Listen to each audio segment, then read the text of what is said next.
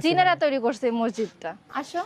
Wow, এই যে গরমের মধ্যে সবাই কি করে আইসক্রিম খাচ্ছে। এই ধর ধর ধর আপেক ধর।